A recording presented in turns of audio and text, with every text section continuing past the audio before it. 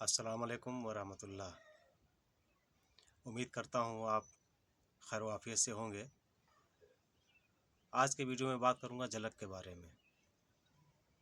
झलक एक बहुत अहम टॉपिक है। आज के बहुत से बच्चे, बहुत से नौजवान इस फेल में मुब्तला हैं, तो मैंने सोचा कि इस पर भी एक वीडियो बना दिया जाए और ताकि इससे आपको फ़ायदा पहुँचे। झलक उसे कहते हैं कि हाथ के मदद से जो मनी को खारिज करते हैं। अरबी में इसको इस्तिमना बालिद कहते हैं और फ़ारसी में इसे मुस्तजनी, और यही नाम अरफ़े आम में भी बोला जाता है। और इंग्लिश में इसको कहते हैं मास्टरबेशन। और ये ऐसा बदअमल है कि जिसकी वजह से इंसान अपनी आदमियत और इंसानियत दोनों को तबाह कर लेता है। झलक के नुकसानात ये हैं कि झलक से जोफ़े बाह और उज्वे तनासुल और पैदाइश मनी में नुकसान होता है। और दाखिली तौर पर बॉडी के अंदर जो उज्वे रईस हैं, हमारे बॉडी के अंदर जो आर्गन काम कर रहे हैं, उनमें नक्स पैदा हो जाता है। झलक से सबसे पहले आसाब मुतासर होते हैं। आसाब कहते हैं नर्वस सिस्टम को। इस तरफ खून का दबाव ज़्यादा होता है और उज्वे तनासुल ख़ासकर कजीब की तरफ दबाव ज़्यादा होता है, जिसकी वजह से मरीज़ हरकत देता रहता है और जिसकी वजह से मादे मनविया तबाह हो जाते हैं और इसकी रतूबात की पैदाइश रुक जाती है, जिसकी वजह से हाजमा ख़राब हो जाता है और भूख की कमी हो जाती है, पेट में गैस बनने लगती है और एहतलाम की शिकायत होने लगती है, एहतलाम शुरू हो जाती है और जिस्म में रतूबात की ज़्यादती हो जाती है, जिसकी वजह से नज़ला ज़ुकाम शुरू हो जाता है। जब आसाब कमज़ोर हो जाते हैं तो उसका असर गुदत तक पहुंच जाता है। गुदत कहते हैं एपिथेलियल सिस्टम को। अब यहाँ पे क्या होता है, यहाँ पे जो है पेशाब, जब मरीज़ पेशाब करता है तो पेशाब के साथ भी मनी का इखराज थोड़ा थोड़ा होने लगता है और तकदीर बोल हो जाती है। इसमें सोजाक का मसला हो जाता है और सूरत अंजाल का मसला शुरू हो जाता है। मामूली तहरीक से चलते चलते अंजाल हो जाता है। दिल और पट्टे कमज़ोर होना शुरू हो जाते हैं। अब यहाँ से कजीब में इस्तरखा की इब्तिदा शुरू हो जाती है। इस्तरखा मतलब फालिज की इब्तिदा शुरू हो जाती है। यहाँ से उज्वे तनासुल में जो शक्ति नहीं रहती है और यहाँ से मतलब कह सकते हैं कि इसमें उज्वे तनासुल में जो है कजी आना शुरू हो जाती है। जब गुदद में सोजिश की इंतहा शुरू हो जाती है तो इसकी वजह से जो है उजलात बर्बाद होना शुरू हो जाते हैं और वहाँ पर एक खफीफ सी वरम की इब्तिदा शुरू हो जाती है, जिस पर कपड़ा लगने से दर्द होने लगता है। साथ ही दीगर अजाए तनासुल मुतासर होने लगते हैं।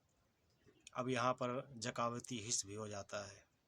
रतूबात का इखराज हर वक्त अहलील को तर रखता है, जिसकी वजह से रतूबात जो है निकलते रहते हैं। ज़रा सी भी तहरीक पैदा हुई नहीं कि रतूबात गिरना शुरू हो जाता है। इस तरह कसरत रगड़ से उजलात ढीले हो जाते हैं और जिसकी वजह से उज्वे तनासुल में टेढ़ापन पैदा हो जाता है। वो लागर और कमज़ोर हो जाता है, जिसकी वजह से फैलने और सिकुड़ने की सलाहियत ख़त्म हो जाती है। इससे इंतज़ार की सूरत लगभग ख़त्म हो जाती है। इसकी अलामात ये होती है कि इसमें मरीज़ जो है निहायत ही हिम्मत पस्त और बुज़दिल होता है। ये जो है ज़्यादा पब्लिक के बीच में नहीं रुकते ये लोग और मजलिस में ये लोग रुकते नहीं हैं, भाग जाते हैं वहाँ से। और इनके दिल में औरतों से हमेशा नफ़रत होती है, औरतों से मोहब्बत नहीं करते ये। और ہمیشہ جب بھی بات کریں گے نظریں جھکا کے بات کریں گے، شرمیلے سے رہتے ہیں، اور بہت سی ایسی دیکھنے میں ایسا بہت کچھ آتا ہے کہ جہاں بھی بیٹھیں گے تنہائی میں بیٹھیں گے، کسی سے بات نہیں کرتے ہیں، تنہا رہتے ہیں۔ ایسے لوگ سے اگر بات بھی کرو تو ان کو ایسا لگتا ہے کوئی مجھے پھانسی لگا رہا ہے، ان کو اچھا نہیں لگتا ہے، وہ بھاگ جاتے ہیں وہاں سے۔ اس میں کتنا بھی ہوشیار شخص ہو، اگر اس کو جلک کا خیال اگر آ گیا تو وہ ایک دم بے قابو ہو جاتا ہے اور جا کر کے مستجنی کر لیتا ہے۔ ایسے مریضوں کو تنہائی میں کبھی بھی نہیں چھوڑنا چاہیے، اور اگر یہ ایسا مریض اگر کہیں اکیلے سو رہا ہو تو اس کو اکیلے نہیں سونے دینا چاہیے، اس پہ نگرانی رکھنا چاہیے، کیونکہ ایسے لوگ وقت کا انتظار کرتے رہتے ہیں کہ کہیں بھی اگر وقت مل گیا تو جا کے مستجنی کر لیتے ہیں۔ تو میری گزارش ہے آج کے نوجوانوں سے، آج کے بچوں سے، کہ اس بد عادت سے باز آ جائیں، اور اس سے بہت نقصان ہوتا ہے، اور شادی کے بعد عورت کے سامنے نظریں جھک جاتی ہیں، اور آدمی جو ہے اس سے نامرد بن جاتا ہے۔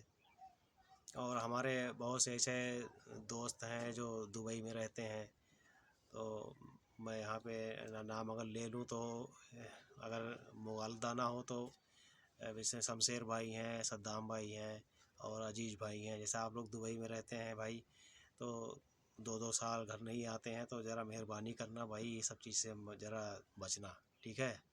اور ایسے مجھے معلوم ہے کہ آپ لوگ ایسے نہیں ہیں، لیکن پھر بھی بھائی دل ہی ہے، کچھ بھی ہو سکتا ہے، تو اس سے ذرا پرہیز کریے گا۔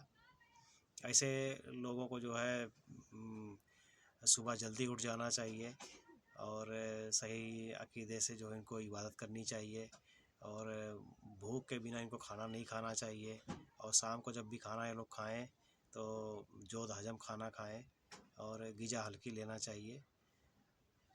ناشتے میں دودھ، گھی اور مکھن کا استعمال کرنا چاہیے۔ کاروبار میں دل جمعی سے کام کرنا چاہیے، اور اچھے لوگوں کے مجلس میں بیٹھنا چاہیے۔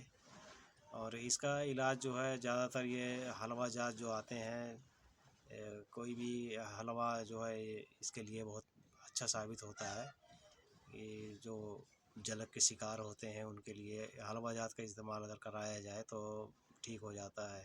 اگر مرض شروع آتی ہے تو اگر مرض جو ہے عضلات تک پہنچ گیا یا مسکولر سسٹم تک پہنچ گیا ہے تو اس کے لیے کوئی اچھے طبیب سے جو ہے مشورہ کر کے اور پھر وہاں سے جو ہے علاج کروانا چاہیے۔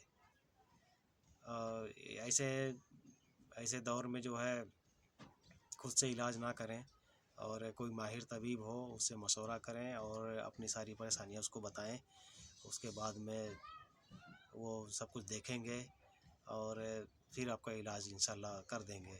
کوئی بھی اچھے طبیب کے ساتھ جو ہے آپ بات کریں، جو اس میں مبتلا ہو چکے ہیں، جو لوگ پریشان ہو چکے ہیں، تو انشاءاللہ اس کا علاج ہو جاتا ہے، اور اس سے پرہیز کرنا چاہیے تھوڑا سا۔